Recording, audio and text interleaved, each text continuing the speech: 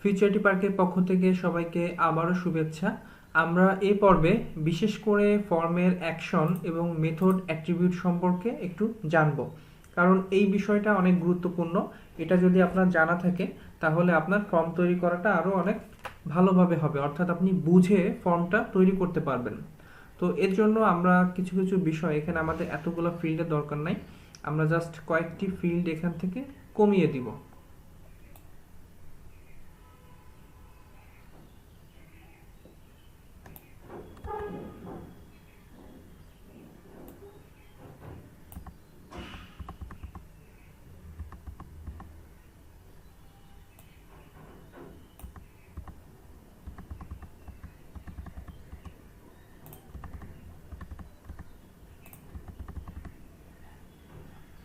তো এখান থেকে আমরা বেশ কয়েকটি অপশন কমিয়ে দিলাম। এবার আমরা ব্রাউজারে গিয়ে রিফ্রেশ করে দেখি। তো আমরা এখানে জাস্ট অল্প কয়েকটি অপশন রেখেছি আমাদের বোঝার সুবিধার্থে। তো অ্যাকচুয়ালি এই যে আমাদের এখানে অ্যাকশন অ্যাট্রিবিউটটা নিয়েছিলাম, এই অ্যাকশন অ্যাট্রিবিউটের কাজটা কি? আমরা যখন সাবমিট বাটনে ক্লিক করি, অর্থাৎ আমাদের এখানে যে সাবমিট নামে একটা বাটন আছে, অর্থাৎ যে বাটনে আমরা সব তথ্য দেওয়ার পরে যখন ক্লিক করি তখন অ্যাকচুয়ালি এই অ্যাকশন ফর্মটা কাজ হয়। অর্থাৎ যখন আমরা একটি ফর্ম পূরণ করে সাবমিট বাটনে ক্লিক করি তখন এই তথ্যগুলো একটি ফাইলের মাধ্যমে সার্ভারে পাঠানো হয়। আমাদের এখানে এই যে এখানে যে ভ্যালুটা আছে, আমরা যে ভ্যালুটা দিব এখানে অ্যাকচুয়ালি একটা ফাইল দিব, অর্থাৎ একটা ডাইনামিক বা সার্ভার সাইড একটা ফাইল এখানে আমরা যুক্ত করব, যেই ফাইলটার মাধ্যমে আমাদের এই পূরণকৃত তথ্য সরাসরি সার্ভারে চলে যাবে। কারণ আমাদের তথ্যগুলো যদি সার্ভারে না যায় তাহলে তো এটা সেভ হবে না বা এটা আমরা ডাটাবেজে পাবো না। তো এই জন্য এই অ্যাকশন অ্যাট্রিবিউটটা ব্যবহার করা হয়, অর্থাৎ এটার সাথে আমরা একটি ডাইনামিক পেজকে যুক্ত করে সরাসরি আমাদের এই তথ্যগুলো আমরা সার্ভারে পাঠাতে পারি। আর যেহেতু আমরা এখন মার্কআপ ল্যাঙ্গুয়েজ শিখছি, এজন্য ফর্ম ট্যাগের মাধ্যমে কিভাবে সার্ভারে ডাটা স্টোর করা হয় সেই বিষয়টা শিখব না। পরবর্তীতে আমরা যখন ডাইনামিক ওয়েবসাইট ডিজাইন করব তখন এই বিষয়টা আরও ভালোভাবে বুঝতে পারবো। তো এই জন্য আমরা এই অ্যাকশনের ব্যবহারটি দেখাচ্ছি না, তবে আমরা মেথডের ব্যবহারটি দেখব এবং মেথড সম্পর্কে জানব। তো মেথডটা অ্যাকচুয়ালি কি? যখন আমরা একটা ডাটা সাবমিট করি তখন ডাটাটা এইচটিটিপির কোন মেথডে সার্ভারে যাবে সেটা নির্দিষ্ট করতে ব্যবহার করা হয়। অর্থাৎ আমরা এখানে যে তথ্যগুলো আমরা দিচ্ছি এই তথ্যগুলো তো সার্ভারে যাবে, এখন সার্ভারে কোন মেথডে যাবে? তো দুইটা মেথড আছে, একটা হলো পোস্ট মেথড এবং একটা হলো গেট মেথড। তো এই দুইটা মেথডের আবার ভিন্ন ভিন্ন কাজ আছে, অর্থাৎ গেট মেথড একভাবে কাজ করে আর পোস্ট মেথড একভাবে কাজ করে। তো আমরা যদি এখানে কোনো মেথড ব্যবহার না করি, অর্থাৎ যদি উল্লেখ করে না দেই, তাহলে ডাটাটা গেট মেথডে যায়। তো আমরা এখানে যদি গেট লিখে দেই এবং আমরা এটাকে সেভ করে আমরা যদি রিফ্রেশ করি, এবার আমরা এখানে কিছু তথ্য দিব। এখানে আমরা পাসওয়ার্ড দিচ্ছি 1 2 3 4 5। এখানে আমরা ইমেল যেটা আছে এটা থাক, এখানে আমরা একটা ইউআরএল দিলাম এবং এখানে আমি একটা নাম্বার দিচ্ছি। আমরা মেল সিলেক্ট করে দিলাম এবং এটাকে টিক করে দিলাম আর আমরা সানডে সিলেক্ট করে দিলাম। হ্যালো, ওকে। এই যে তথ্যগুলো আমরা পূরণ করছি, এবার আমরা ব্রাউজারের এই যে ইউআরএল সেকশনটা এখানে আমরা একটু খেয়াল করব, ঠিক আছে? তো আমি সাবমিট করলাম। তো এখানে আমরা যে কন্ডিশন দিয়েছি অবশ্যই 13 থেকে বড় হতে হবে, তাহলে আমরা এখানে 15 দিয়ে দিই। তো আমরা এবার সাবমিট করলাম। সাবমিট করার পরে এবার দেখেন আমরা যে ইনফরমেশনগুলো দিয়েছিলাম, যে আমি প্রথমে দিয়েছিলাম মিশকাত নামের ঘরে, পাসওয়ার্ড দিয়েছিলাম 1 2 3 4, ইমেল দিয়েছিলাম যেটা সেটা এখানে আছে, এছাড়া ওয়েবসাইট অ্যাড্রেসটাও আছে এবং জেন্ডার অন, ঠিক আছে, অর্থাৎ ক্রিকেট অন ডে সান।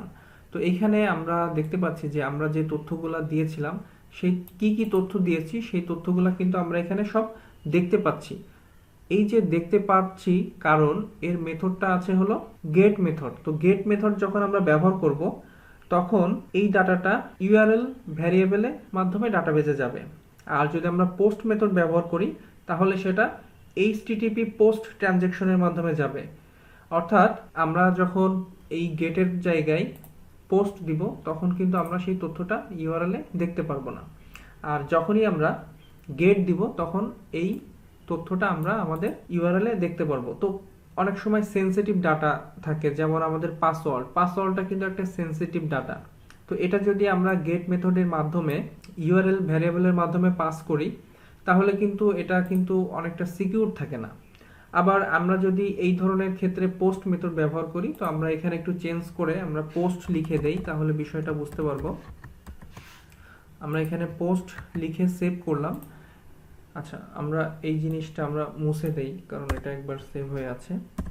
তো আমরা এখানে আবার নতুন করে আমরা ইনফরমেশন দেই 1 2 3 4 5, এরপরে ইউআরএল দিলাম, এখানে সংখ্যা দিলাম 15, মেল দিলাম, আর এটা চেক করে দিলাম। এবার সাবমিট ইউর ডাটা। তো আমি ক্লিক করেছি, আমার ডাটাটা কিন্তু পাস হয়েছে, সেটা হলো এইচটিটিপি পোস্ট ট্রানজ্যাকশনের মাধ্যমে পাস হয়েছে, যে কারণে আমরা কিন্তু এখন এখানে দেখতে পাচ্ছি না। তো এই ধরনের সেনসিটিভ ডাটার ক্ষেত্রে আমরা পোস্ট মেথড ব্যবহার করব। আর বাই ডিফল্ট কোনো ইনফরমেশন যদি হয়ে থাকে সেক্ষেত্রে আমরা গেট মেথড ব্যবহার করব। এবার আমি একটু এক্সপ্লেইন করব যে কিভাবে আমাদের এই তথ্যগুলা যাচ্ছে, অর্থাৎ পোস্ট মেথডটা না, আমরা হলো গেট মেথডের মাধ্যমে আমরা জানবো হলো আমরা এই যে নেম অ্যাট্রিবিউটগুলো ব্যবহার করেছিলাম, এবার সেই নেম অ্যাট্রিবিউটের বিষয়টা আমরা জানবো। তো আমরা এখানে গেট মেথড দিয়ে সেভ করার পরে আমরা রিফ্রেশ করলাম। এবার আমরা এখানে ইনফরমেশনগুলো দেই 1 2 3 4, তারপরে এখানে ইউআরএল দিলাম। এখানে সবগুলো দিতে হবে না কারণ সবগুলো ম্যান্ডেটরি না, আমাদের শুধু এটা ম্যান্ডেটরি। আমি যদি এটা না দেই, এবার যদি সাবমিট করি তাহলে বলবে যে এই ফিল্ডটা দিতে হবে। তো আমি এটাকে দিয়ে এবার সাবমিট করলাম। এবার দেখেন প্রথমে আসছে যে ইওর নেম। তো এই ইওর নেমটা কোথা থেকে আসছে সেটা আমরা দেখব। আমরা এখানে নেম অ্যাট্রিবিউট হিসাবে যে ভ্যালুটি দিয়েছিলাম সেই ভ্যালুর মাধ্যমে আমার এই ডাটাটা পাস হচ্ছে। তো এই কারণে আমাদের নেম অ্যাট্রিবিউটটি ব্যবহার করতে হয়। তো আমরা শুরু থেকে নেম অ্যাট্রিবিউট ব্যবহার করেছি, কিন্তু আমরা কখনোই জানিনি যে এটা কেন দরকার হয়, কারণ আসলে আমি যতক্ষণ না পর্যন্ত মেথডটা এক্সপ্লেইন না করতাম ততক্ষণ পর্যন্ত এটা আপনারা বুঝতে পারতেন না। তো এই জন্য আমি শুরুতে এটাকে এক্সপ্লেইন করিনি, কিন্তু এখন করছি কারণ এখন আপনারা বুঝতে পারবেন। তো আমরা এখানে যদি ইওর নেমের জায়গায় আমি যদি লিখে দেই যে সংক্ষেপে এফ নেম অর্থাৎ ফার্স্ট নেম। তো এবার আমরা সেভ করলাম। সেভ করার পরে আমরা এটাকে আবার নতুন করে লোড করি। তো এবার আমরা তথ্য দেই এবং এখানে পাসওয়ার্ড দিলাম 1 2 3 4। তো আর ইনফরমেশন দিলাম না, এবার সাবমিট করলাম। তো দেখতে পাচ্ছেন এবার কিন্তু আমার ডাটাটা পাস হচ্ছে এফ নেমের মাধ্যমে, F name equal to Mishkat. তো এই কারণে নেম অ্যাট্রিবিউটটি ব্যবহার করা হয়। তো এখানে আমরা একটা কাজ করব যে আমরা সবগুলো ইনফরমেশন দিয়ে আরেকবার সাবমিট করব, কারণ আমাদের অন্য ট্যাগগুলোর ব্যবহার একটু বোঝার জন্য। এখানে আমরা ইউআরএল দিলাম, এখানে আমরা সংখ্যা দিলাম, এখানে মেল সিলেক্ট করলাম, এটা সিলেক্ট করলাম, আর এটাও সিলেক্ট করলাম, এবং এখানে আমরা হ্যালো লিখলাম। এবার সাবমিট করলাম। তো এখানে একটা জিনিস দেখেন, আমরা প্রত্যেকটা জিনিসই একটু এক্সপ্লেইন করি। প্রথমটা আমাদের নেম ভ্যালু ছিল এফ নেম, যার মধ্যে আমরা এটা পেয়েছি। পরেরটা ছিল নেম ভ্যালু পাস, যেটার মধ্যে আমরা পাসওয়ার্ড পেয়েছি। তারপরে এখানে আমরা ইমেইল পেয়েছি। এরপরে ইউ, দেখেন আমরা এখানে সংক্ষেপে আমরা ইউআরএল এর জায়গায় এই যে নেম অ্যাট্রিবিউট ইউ দিয়েছিলাম।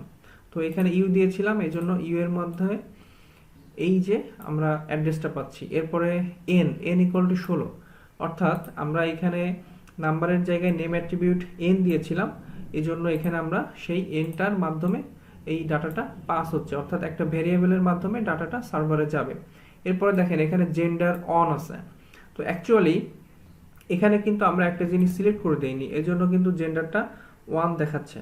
তো সেটা হলো এখানে আমাদের আরেকটি অ্যাট্রিবিউট নিতে হবে, সেটা হলো ভ্যালু। কারণ অন্যান্য ইনপুট ফিল্ডের মধ্যে আমরা কিন্তু কোনো টেক্সট লিখতে পারছি, বাট এই যে আমাদের মেল এবং ফিমেল, এখানে আমরা কিন্তু কিছু লিখতে পারছি না। তো যেহেতু কিছু লিখতে পারছি না, সেহেতু এই ভ্যালুটা কিভাবে সে নিবে সে কিন্তু বুঝতে পারতেছে না। তো এই ক্ষেত্রে আমরা এই জেন্ডারের মধ্যে আমরা যদি ভ্যালু দিয়ে দেই, আমরা এখানে ভ্যালু আমরা ফিমেল দিয়ে দিলাম, এবং উপরের এটাতে আমরা ভ্যালু মেল দিয়ে দিলাম। তো এটাকে আমরা সেভ করছি, তারপর আরেকটু এক্সপ্লেন করব। এরপরে আছে যে ক্রিকেট 1। তো এইখানেও কিন্তু একই জিনিস, এখানে আমরা কিন্তু কোনো কিছু লিখতে পারছি না, অর্থাৎ আমরা টিক দিচ্ছি, তাতে আমরা এটাতে অ্যাগ্রি করা হয়ে যাচ্ছে। তো যে কারণে ও এখানে ডাটাটা অন হিসেবে নিচ্ছে, অর্থাৎ এটাকে আমরা অ্যাগ্রি করেছি। বাট আমরা চাইলে এখানেও আমরা ভ্যালু অ্যাট্রিবিউটের মাধ্যমে এটাকে বলে দিতে পারি যে এখানে কি ডাটাটা পাস হবে। আমরা এখানে ভ্যালু হিসাবে যদি আমরা লিখে দিই ক্রিকেট, তাহলেও ধরে নিবে যে আমরা ক্রিকেটকে অ্যাগ্রি করেছি, বা এটাকে আমরা চয়েস করেছি বা টিক করেছি, টিক মার্ক দিয়েছি। এরপর আরেকটা জিনিস আমরা এক্সপ্লেন করব, সেটা হলো ডে ইকুয়াল টু টিইউই। অর্থাৎ দেখেন, আমরা যখন এখানে সিলেক্ট ট্যাগ নিয়েছিলাম, সিলেক্ট ট্যাগের মধ্যে আমরা নেম অ্যাট্রিবিউট দিয়েছিলাম। তো এই যে নেম অ্যাট্রিবিউটটা ডে, এটা হলো আমাদের ভ্যারিয়েবল, এবং এরপরে যে ভ্যালুটা স্টোর করেছে সেটা হলো এই ভ্যালুর মধ্যে আছে। অর্থাৎ আমরা এখানে টুয়েসডে সিলেক্ট করেছিলাম, এই জন্য ডে এর মধ্যে সে টুয়েসডে ভ্যারিয়েবলটাকে সে পাস করতেছে। তো এবার আমরা টোটাল জিনিসটাকে আবার নতুন করে রিফ্রেশ করে এবার আবারও আমরা ডেটাগুলো দিয়ে আমরা পূরণ করি।